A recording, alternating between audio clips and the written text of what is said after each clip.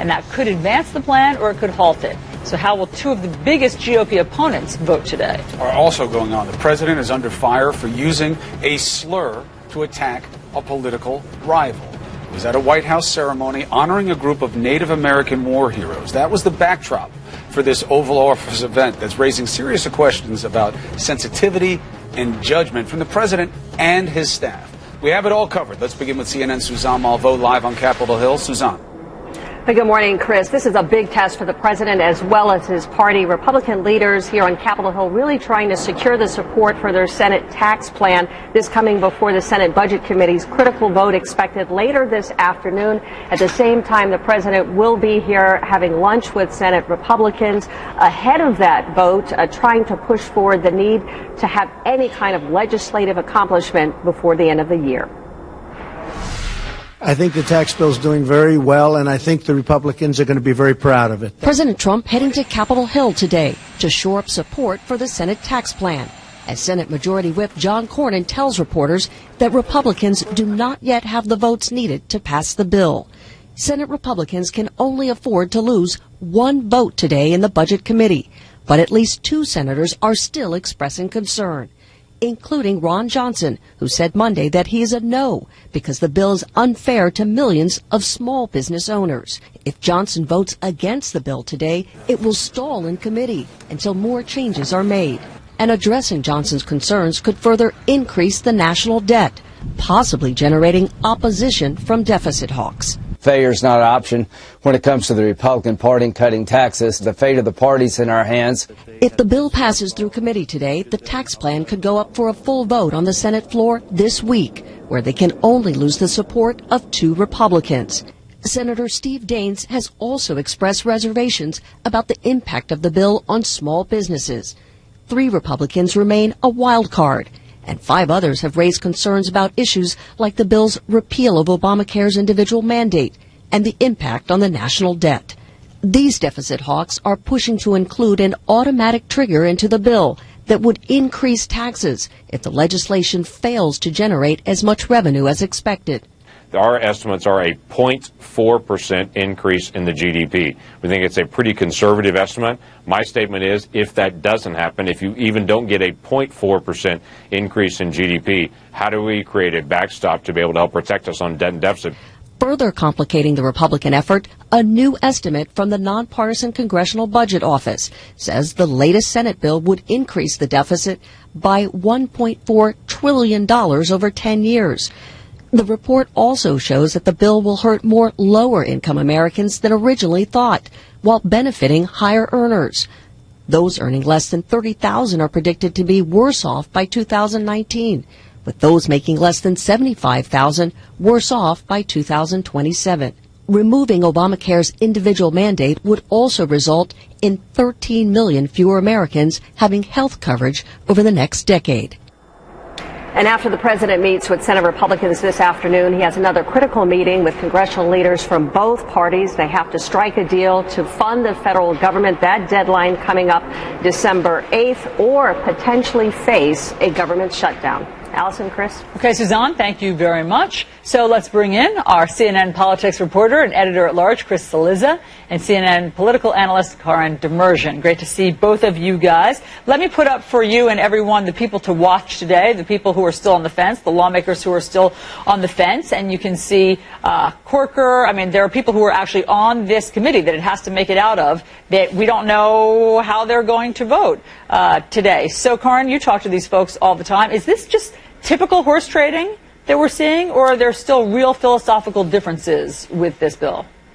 This is a fairly serious moment of decision for these people, because look, the GOP has campaigned for years about being mostly concerned about the deficit, about really wanting to make sure that they, have a balanced budget that doesn't grow the national debt, and yet that is a question that they are grappling with as they actually weigh the options here, because this will and the changes that they're contemplating in order to be able to make this more palatable to people from various states, representing various constituencies, concerned about things like small businesses, as Senator Johnson is, are going to add to the overall price tag of this. And that is basically cutting to right at the heart of what the GOP philosophy has been about budgeting for a long time. So for people like Corker, who are on their way out, who have talked for a long time about how they think the biggest concern for them is the deficit, are they going to just leave that at the doorway and say, okay, I'll join the party on this bill?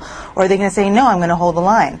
And so for various members that you showed there, this is a question of them examining what their own priorities are, and also that list includes many people who are not necessarily beholden to the party line and who have broken away before. You may see Susan Collins going over things like the individual mandate. I mean, there are a lot of things here that are monkey wrenches for these people, and some of them may decide to stick, but when you have somebody like Ron Johnson already splitting off, that may provide cover for others. Strong point. Chris Cillizza, Ron Johnson has been one of the most out there in terms of his resistance, but he's one of the easiest issues to fix in terms of what they can offer in this plan. The CBO is coming under attack by some Republicans saying they don't have their numbers right, but people have another resource. I know you don't like when we give homework, but people have to be empowered with information. You got to do your own research because there's so much spin. The Joint Committee on Taxation goes through the numbers, and one thing is clear. You may like it or not. It's not a tax cut geared to advantage the middle class. That's not what it is. So as they move through the layers of resistance within their own party, the business thing with Johnson, they can negotiate it. The deficit thing, either people are going to build in this provision that Johnson's talking about as kind of a clawback of these current rates if they don't get the revenues they need. Maybe they can get that in there. But once you get to what Corin said about the mandate and about the distribution of tax benefits, you get into problems that the president can't fix no matter what he offers. Well, the only I'm more skeptical about the deficit, I think, than you are, Chris, because I think I'd put that in that same category of unfixable problems. Basically, the only reason I say it, Chris, just so you know, is you can't be for any tax plan if you're going to be a deficit hawk, a true one. Because at the end of the day, the growth argument, if you believe in deficits, the economic theology, basically, at this point, of growth through tax cuts wouldn't work on you. But I feel like that's a similar argument to what they're making on other things, which is, well, the CBO misunderstands the plan and it actually helps the middle class more. I mean, look, you have resources, which take some criticism, CBO Joint Committee on Taxation, but are the resources that are universally used saying this is going to add $1.4 trillion to the debt, and this does not realize the middle class tax cut that Donald Trump is promising. On the other side, you have, well, these projections are wrong and things are going to be better and they're misunderstanding the bill. That may be true, but if past is prologue, what we know is that it is very hard to simply grow your way out of these deficits, that all of a sudden growth will skyrocket because of tax cuts. Remember, that was the argument for George W. Bush, the last major tax cut we had, George W. Bush's tax cut, and that did not come close to being realized in terms of the deficit. So I think the most important way to look at those senators that that we've popped up on the screen is about half of them, I think, fall in the are doing it to try to get something, check a box, their problems can be solved. I put Ron Johnson there. Look, I'd be stunned if Steve Daines or James Lankford votes against this bill. I guess it's possible, but I think it's very unlikely. Ditto Jerry Moran. But Corker, McCain, Flake, these are not people who are friendly to Donald Trump, but these are also people who have been very hawkish on deficit. I remember the 2008 campaign when John McCain was the nominee talking again and again and again about how we are burdening our children and our grandchildren with this deficit. You know, I mean, I tend to think that those are the smaller group that are really going to matter. So, Corin, yeah, go ahead. I was just going to say, it's the GOP. Remember, we can talk about what the debate is across, both parties, and then you have actually those numbers that the CBO is putting out, potentially carrying a lot more weight, because Chris was just putting it in a different category than the deficit. But when you're talking about GOP ideology, philosophy, what is really cutting to the heart of where they feel sick in the pit of their stomachs, the deficit really does matter to a lot of these people, especially those people that are on that short list. Oh, I remember all those conversations, Chris Cillizza, in 2008. I mean, constantly about what your grandchildren will be making on the dollar and what the burden will be for them, and we're just foisting it onto the next generation. Then you wouldn't vote for this. Well, therein lies the rub. I mean, of what we're seeing. Well, you wouldn't vote for almost any tax cut if you were a real deficit hawk, because you wouldn't have the offset in revenues. So there's always an accommodation. I just think that the best argument I've heard for this, no, I shouldn't say the best, the argument that you hear time and again, and Karen can correct me because she talks to more members than I do, but the argument I hear again and again on this is, well, we have to do something before 2018, which is a very interesting argument for a large-scale tax cut that would add without in normal circumstance would add $1.4 trillion to the debt, and according to neutral observers, would not be that middle class tax cut that Donald Trump has promised time and time again. Cara, is that what you hear? Something's better than nothing? There is look, the party needs a win, right? The party needs to do something, get something on the board. If they had managed to be more successful in any of the agenda items before this point, there wouldn't be quite as much pressure, and this is complicated. But again, to your point that you're just making, Chris, if you are going to be a real stickler on the deficit, you're not going to be able to vote for any tax reform cuts. Why is it so hard to get tax reform done? It's a really, really difficult thing. And so the idea that, that this would be an easy decision or an easy compromise is kind of belied by the fact that it's taken so long to get to this point. We are always, when we're talking about tax rates and tax shifts, what was the last time we did this? We were here over New Year's, and it was this past the 11th hour sort of negotiation scenario.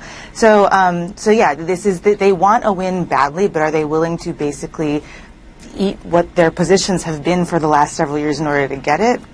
They also have a problem with the proposed magic give back at the end of this process, which is the mandate. Chris Cillizza, Mulvaney a week or so ago talking to Jake Tapper on his Sunday show saying, hey, look, if the mandate doesn't work, we'll take it back. We want it in.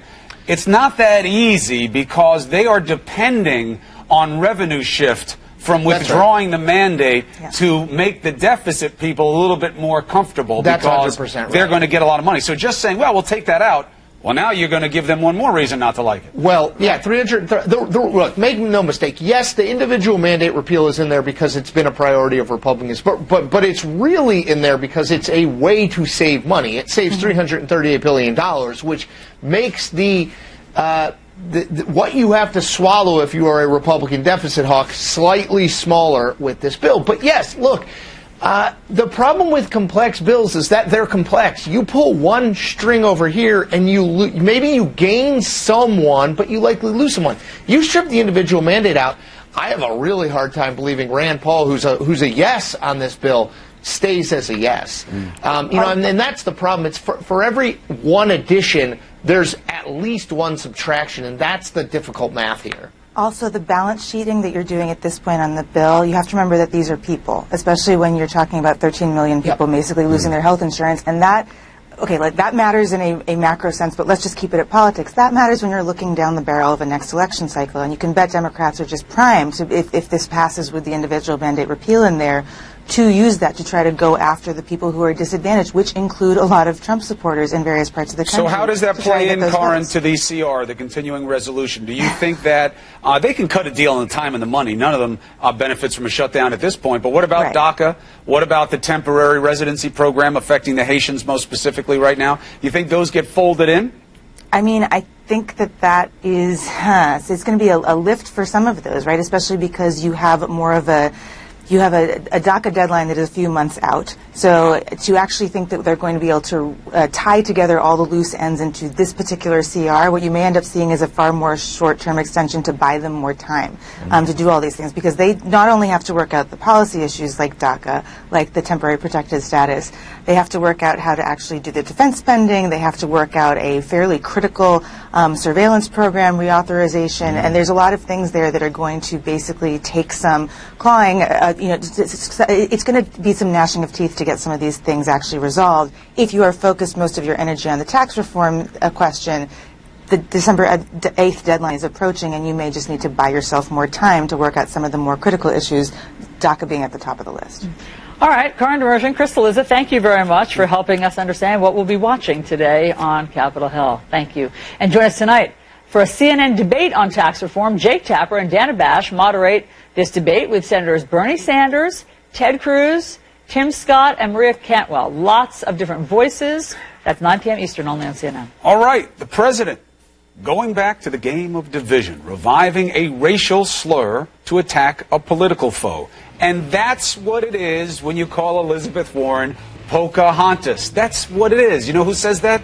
Although we have a representative in Congress who they say was here a long time ago. They call her Pocahontas. But you know what? I like you because you are special. Context. The president was there to celebrate Navajo veterans who helped during World War II to create a code for the American military that the enemy could not understand. He took that opportunity to talk about Elizabeth Warren and called her Pocahontas, which is a slur, and he delivered it to a group of Native Americans. You can't make it up, but it's too offensive to ignore. Let's bring back Chris Cillizza and Karin Demerjen and discuss what was going on here. Now, there was another aspect of what was going on there in terms of the portrait that was overseeing all of it, but one slight at a time. Karin Demerjen, is calling Elizabeth Warren Pocahontas a slur? It was, yes, basically. It is, I mean, to invoke the name of Pocahontas generally is to talk about a historical figure. In the context in which Trump used it, it was to take a dig at Elizabeth Warren the first time because she talked about trumping up her Native American credentials back, I think, before her Senate campaign. At this point, it has become, Trump has owned this so much that it's more about him. People kind of forget about the things that led up to it almost because he's used it to describe the senator in a disparaging way. And that is using an ethnic term to describe somebody in a disparaging way. I think that's basically what the definition of, at least the character of the slur, if this is not a traditional word that people use because it actually describes a historical figure. So yeah, that is, if the president thought he was being funny, it's the wrong context certainly to be funny. I think that the public opinion has already adjudicated this one, that people don't find it funny, people find it offensive, and why he's bringing it up again is something that he can only explain. And in fact, Chris, we just had the president of Navajo Nation on, who said that he found it disparaging and disrespectful. And so what does this mean? I mean, look, so a population is disrespected, and what does President Trump do about that? I was watching yesterday, and we heard that he may have said something, and I don't know why he does these things. Yes, you do. I mean, so in a way I do, Chris. In a way I do. You're right. I mean, I think what he does is he is by nature sort of a bully. He is someone who has built his campaign and his candidacy and his presidency on name-calling and on insults. It's the only way that he knows how to interact with people. I think Karin's right, he's playing for laughs. Why he thought that would go over well in that group, I don't know. My guess is he used it many times in the campaign trail and always got a laugh. I'm sure there were some people who heard him say it yesterday and laughed. I'm sure those same people think that we are overreacting in the media to this, but it's just incivility. It's just name calling. It's insults. It's grade school bullying. I mean, I don't know what else to call it. And that the man who is, or at least the man who is in the position that we have traditionally looked to for moral and sort of broader leadership in the country chooses again and again and again to take the low road in every possible circumstance. I think it is at this point Trump's legacy in the White House, and I think will have a damaging effect well beyond the 8 years that he is in office. All right. Sorry, I know that's super depressing, but I don't know how else to put it. I mean, you can't continually engage in. Remember when he said, "I'm going to be so presidential, you'll be bored." Right? The theory was, well, see, Donald Trump's being this kind of like name-calling bully, but once he wins the nomination, he'll stop. Or once he wins the presidency, he'll stop. Or once he's beyond his first 100 days, he'll stop. Or I mean, this is it. This is who the person is. And this is a great example of that. You're in an event honoring Native Americans who helped us win World War II. By developing a code that the Germans couldn't decipher. And in that, you use that opportunity to make an aside about a political opponent by referring to her in a derogatory also, tone. the insensitivity, though, the insensitivity, it's an insensitivity. Karin, the portrait that was there, Andrew Jackson. Now, this is probably attributable to poor advance work and lack of foresight. They put Andrew Jackson in the Oval Office. Why? Because it appeals to Trump's self-definition as a populist. So he's in vogue. Great. For Native Americans, he obviously invokes a very ugly period in the 1800s, the Trail of Tears, the tens of thousands who were forced to evacuate their land, and the death and disease that followed. Now, did they think it through? Obviously not. Otherwise, they probably wouldn't have held the ceremony at all. Why are you going to think this one was oblivious, but the other one is deliberate? Because if your intention is to celebrate the Navajo Americans who helped, you wouldn't intentionally disrespect them while you were celebrating their contribution. Right, but you're saying that he intentionally used the Pocahontas slur. Go ahead, Karin. Yeah, but his intention wasn't to celebrate Pocahontas, to celebrate Warren. If he were there to celebrate Warren, he probably wouldn't build in an insult. That's what I'm saying. Let's be charitable. Let's be charitable and say Chris is right? The intention was to be respectful, the intention was to honor the code talkers, and the intention was to not distract from that. This is an administration that really has to worry about dog whistles, because this is a thing that they have been caught on this kind of front many times in many different situations where racial politics are at play. And if it charitably they didn't want to make these mistakes, they have to think about what might be perceived as a mistake. It's not the first time that we've seen this president or this administration kind of copying, like, wait, did they mean to indicate that about, you know, this is a ceremony honoring code talkers, honoring Native Americans, and you've got the Andrew Jackson portrait hanging there. But when you have these issues, when you have the Pocahontas name thrown out there, it recalls things like the Charlottesville rally and the president's response to that, like other episodes when people were wondering about how the administration or the campaign at that point was, how they felt about Jews. I mean, like, there are multiple episodes in which the president has to clean up and say, oh, that's not what I meant. And so that question is out there. Don't set things up in a way. Part of the advanced planning for this stuff should be, let's not step in that if we're not meaning to step in that, right? And that's the situation that you've got right now when you're talking about what went on there. And so that's both for the advance team when they're trying to figure out what's the backdrop, should it maybe not be Andrew Jackson's portrait. It's also for the president. If you're going to make a joke about Pocahontas, make it more self-deprecating than you did about the mistakes you've made in the past. He doesn't do self-deprecating. Exactly, but instead he just kind of revived a thing that we've already, the court of public opinion is not good on that one. Well, you also have to, if you're going to do something like this, figure out what your message is after the fact. So here's Sarah Sanders, the press secretary, trying to explain it. Why did he feel the need to say something that is offensive to many people while honoring the Navajo code talkers, these genuine American I think heroes? What most people find offensive is Senator Warren lying about her heritage to advance her career. Now, she said it was a racial slur. She said it was a racial slur. What is your response to that? I think that's a ridiculous response. I like when white people get to decide what members of minorities find offensive. You know, it's a whole other problem. You had the head of the Navajo Nation here saying, I think it's a slur, I think it's offensive. That kind of ends that discussion. But here's the layered problem once again. Trump says something that's a device that works with his base. That's what Sanders is talking about when she says, I think what most people are... It's that bubble, right? Right. Most people in that bubble who will say, well, we believe the president that Elizabeth Warren was grossly misstating her heritage, so she deserves whatever he gives them. And then you get this as a spin from the White House. Well, Chris.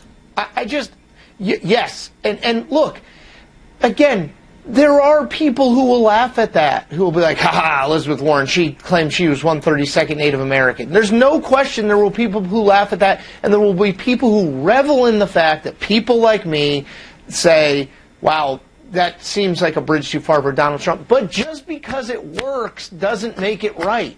I mean, I think we have to keep returning to that. Yes, there's absolutely political strategy in the sort of racially coded language that Donald Trump regularly speaks and that Karin is mentioning, that you can maybe dismiss once, twice, 15 times. It's hard to say which he just bungled into it, that it was accidental. But that doesn't make it right for the President of the United States to speak in those terms. Even if it works in a political context with his base, which everyone on this panel, everyone in this network agrees, I think most people on this network agree, it does work. There are people who will think that that is a great line. That's why he did the Access Hollywood thing. But that doesn't make it the right thing for a president of the United States, president of all the people, to do. So Access Hollywood has come back with a vengeance, Karin, because the New York Times was reporting that President Trump had mentioned a couple of times to some people that he now didn't think that the tape was authentic. After, of course, we've all heard it with our own lying ears, and he apologized for it and said, "I said it, and I apologize." So much so that yesterday, Access Hollywood had to come out, and one of the hosts, Natalie Morales, had to say, for the record, that tape is real. And here was Sarah Sanders trying to explain it yesterday. The president addressed this. This was litigated and certainly answered during the election by the overwhelming support for the president and the fact that he's sitting here in the Oval Office today. I said what he didn't like and what he found troubling were the accounts that are being reported now. So, Karin, will he stop telling people privately that he questions its authenticity? I don't think that there's, no. I mean, first of all, I don't envy Sarah Sanders her job in having to explain away the president kind of going off script on all of these things. It must not be the easiest thing to explain. But it's, no, if he is decided to discount the fact that there is a tape that does not seem to be doctored at all, that he himself went on television and said, you know, did a public televised apology and is now saying, oh, that was all fake. I mean, this is the president that tweets publicly about fake news even when the facts support what it is. If he's already taken the tack of, for the last almost year, to basically tell everybody else that he means, no, this was never a real thing, I think the tape was doctored. As we were just saying in the last discussion topic we were talking about, there are people who will believe that, despite what the evidence is. But that's why the example matters so much. Because, you know, sometimes there is nuance, there's context that gives a little bit of space for maneuvering, like the Pocahontas thing. The reason I think you have to stay on this one, at least for a little while, is it is a naked attempt. Yeah. It is only a pure and distilled version of what the president does when at his arguable worst. It is a lie. It is a calculated lie. It is to deceive a group of the population that he hopes believes it. And it is a window into, well, what else will he do this about? That's why you call it out. Does the tape really matter? No. It was voted on. Sanders is right. The people voted for Trump anyway. Regrettable to some, maybe, but that's the reality. But if he will lie about something that is so clearly, demonstrably false, what else will he use this tactic on? And it's very, it's notable, too, that he's been doing it for so long. So you can't just actually say this is a reaction to the moment, a reaction to the hypocrisy argument because of charges against people like Franken and Roy Moore. This has been going on for a while. So that says something, too, about his mindset. Karin, Chris, thank you both very much. A little Tuesday treat for you here on New Day. We need someone's take about these ongoing issues, whether it's Pocahontas or Access Hollywood or the strategy coming out of the press secretary. Who better than the handsome face on your screen? Anthony Scaramucci. Oh, no. Is that the way this interview is going to go? You two complimenting each other on your Italian handsomeness? No, no, no. Although Italian men, it's almost redundant. Saying Italian handsomeness is redundant. I've seen this segment before. It's redundant. Yeah. Meanwhile, Roy Moore speaking out saying that he's never even met the women who accuse him of sexually assaulting them as teenagers. One accuser says she has a yearbook signature that proves him wrong. You've seen that. Why won't she turn it over? Her attorney, Gloria Allred, is here next. Successful war during those years. And so we honor you. We thank you for what you've done. So you thought and it was unnecessary. You thought that it was unnecessary. And do you see it as an ethnic slur? I feel that the way it was used, yes, it was. Because now Pocahontas is a real person. It's not a caricature. It's not. It's not something that's just made up, a person. But this is a person, a young lady, and a Native American woman. That played a critical role in the life of this nation. Was a hero. And to use to use that person in that way, you know, is unnecessary and it's being culturally insensitive. And Sonny, what did you think when you heard about it? I agree, first of all, with Mr. Begay, and good morning, sir. Good morning. I thought the whole thing was staged. The fact that Andrew Jackson appeared in the back of the room. What about that? I mean, did you, Sonny, I wanted to ask you about that, because that portrait of Andrew Jackson that hung in the back, did you see that as a deliberate slight? I definitely do, and I think every other Native person that knows who Andrew Jackson was believes the same thing. Mr. Trump has been in television enough, and he knows the staging, he knows how and what people are going to see, and I think it was a condescending racial slur that he delivered, and unfortunately at an inopportune time when these heroes were being honored. It's uncalled for, totally uncalled for, and he knew what he was doing. And you think he does know the history of Andrew Jackson and the Trail of Tears? Pardon me? You think that President Trump does know the history of Andrew Jackson? Of course he knows Andrew Jackson. I think Andrew Jackson is one of his heroes. He acts like him, he talks like him, he wants to be him in modern day. But again, it was totally uncalled for in regards to mentioning Pocahontas in this setting, especially in the fact that it had nothing to do with this gathering. This is all about honoring the code talkers, and rightly so. Sonny, one more question. Please. I read that you said that you want Americans to know the proud history of Native Americans and their service to this country, and you say that the Native people of America have voluntarily served with honor by per capita in larger numbers than any other race in America. In every conflict in defense of this country, we did not stoop to claim spurs in our feet.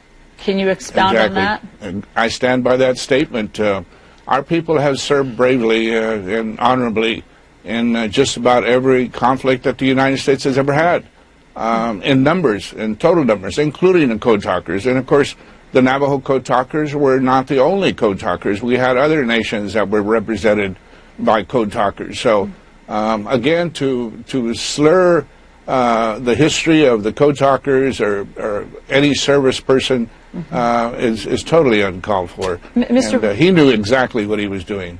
Mr. Begay, in our remaining seconds, what do you want from the president? Do you want an apology? Well, I would like for the president to first continue honoring the code talkers, our veterans, and he needs to stand by the armed forces, by our veterans, especially war heroes that really made a huge contribution to this country, to the freedom that we enjoy. And he needs to just put it in his mind, in his head, that these are American war heroes. And when you're in the midst of great heroes, you need to respect them and leave everything else aside and just honor them and thank them. And this is that's who we are as Americans, is that we thank each other, especially in defense of freedom of this great nation. And for Native Americans, this is our land. Every inch of it, every mountain, every stream, every water that is out there, it is ours. It's a Native American country. That's why we will defend it all the way, because we have no other place to go. This America is Indian country, and so every non-Indian out there is a guest of Native Americans in this country, and that's how they should act. And if you're a guest in this nation, that's how you should act, especially if when you're in the midst of these war heroes. And so I ask the president to respect our people, to respect our heritage, to respect who we are as Native Americans, especially war heroes. Well, President Russell Begay of Navajo Nation and Sonny Skyhawk, founder of American Indians in Film and Television, thank you very much for sharing your perspective. Thank you very much. Chris. Thank you for your service, sir. All right. A new alliance between the U.S. and Britain. Prince Harry engaged to an American actress, Meghan Markle, now a household name. How does Harry think his mother would have reacted